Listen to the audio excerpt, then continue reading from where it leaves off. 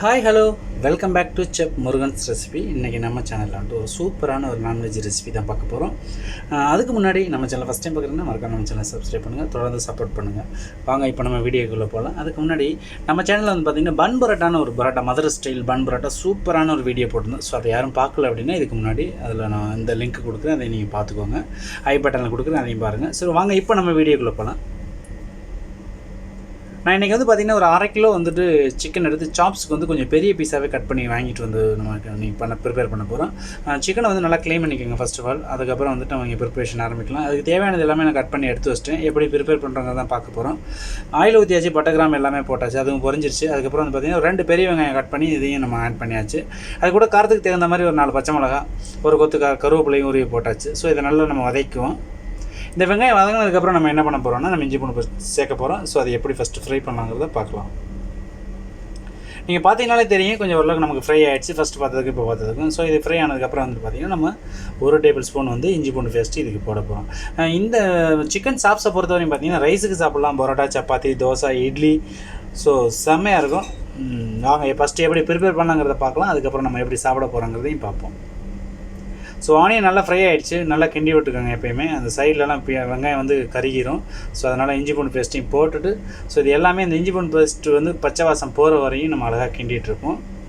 இந்த சாப்ஸும் போது கொஞ்சம் ஆயில் கூட வச்சு ப்ரிப்பேர் பண்ணிங்கன்னா தான் உங்களுக்கு அந்த ஃபினிஷிங் சூப்பராக வரும். ரெண்டாவது பார்க்குறதுக்கு அந்த ஒரு ரிச் லுக்கும் இருக்கும். ஸோ இல்லைன்னா நீங்கள் என்னென்னு கேட்டிங்கன்னா நமக்கு வந்துட்டு அந்த மசாலாஸ் எல்லாமே வந்துட்டு சரியானபடி ப்ரிப்பேர் ஆகாது. ஸோ அதனால் பார்த்துக்கோங்க. இப்போ இதுக்கு பார்த்திங்கன்னா 1/2 கிலோ சிக்கனுக்கு நான் தேவைப்படுற அதாவது 1.5 டேபிள் ஸ்பூன் வந்துட்டு நான் வந்து மிளகாத்தூள் போட்டிருக்கேன்.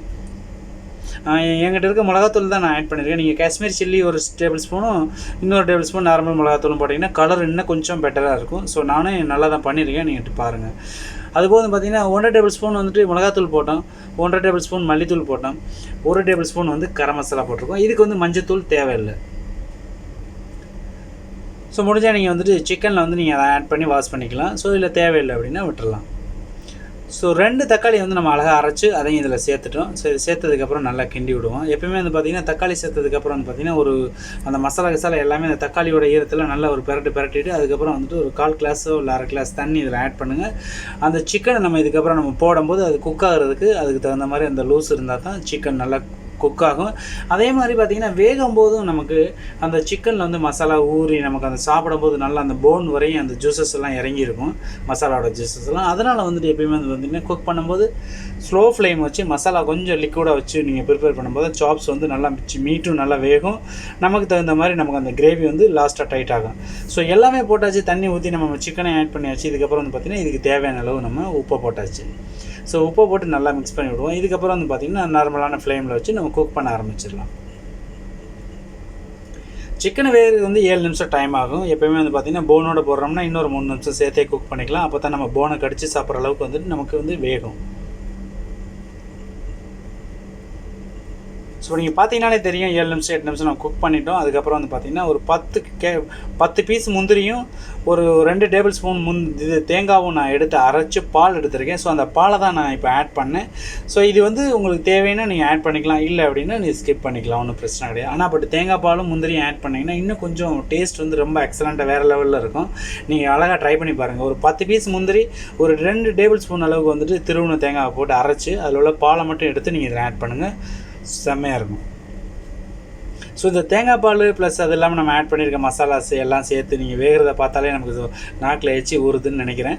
ஸோ இதே மாதிரி நம்ம ப்ரிப்பேர் பண்ணோம் அப்படின்னா இந்த ரேஷியோ அளவு நீங்கள் அப்படியே ஃபாலோ பண்ணிங்கனாலே உங்களுக்கு சரியானபடி சூப்பராக இருக்கும். இதுக்கப்புறம் வந்து பார்த்திங்கன்னா கடைசியில் வந்து நான் கஸ்தூரி மேத்தி போட்டிருக்கேன். இந்த சாப்ஸ் வந்து பார்த்திங்கன்னா இந்த கஸ்தூரி மேத்தி ஆட் பண்ணதுக்கப்புறம் அதோடய ஃப்ளேவரே வந்து பார்த்திங்கன்னா பெரிய ரிச் ஃப்ளேவர், அந்த அரோமா சொல்லுவாங்கல்ல, அந்த ஃப்ளேவரோட அரோமா வந்துட்டு ரொம்ப பக்காவாக இருக்கும் நீங்கள் இந்த கஸ்தூரி மேத்தி ஆட் பண்ணி இந்த சாப்ஸ் பண்ணும்போது. ஸோ நம்ம ஆட் பண்ணியாச்சு, தேங்காய் பாலும் முந்திரியும் போட்டு நல்லா கோச்சிருச்சு. அதுக்கப்புறம் வந்து பார்த்திங்கன்னா நமக்கு கஸ்தூரி மேத்தியும் போட்டாச்சு. கஸ்தூரி மேத்தி போட்டுக்கலாம். அது போக வந்து பார்த்திங்கன்னா லாஸ்ட்டாக வந்துட்டு ஒரு க்யூப்ஸ் அளவு வந்து நான் வந்து சின்ன பீஸ் அளவு நான் கட் பண்ணி பட்டர் வந்து நான் போட்டிருக்கேன். ஸோ பட்டர் போட்டு மல்லித்தலை தூவி நான் மூடி வச்சிட்டேன். 5 நிமிஷம் ஸ்லோ ஃப்ளேமில் வந்து நான் குக் பண்ணேன்.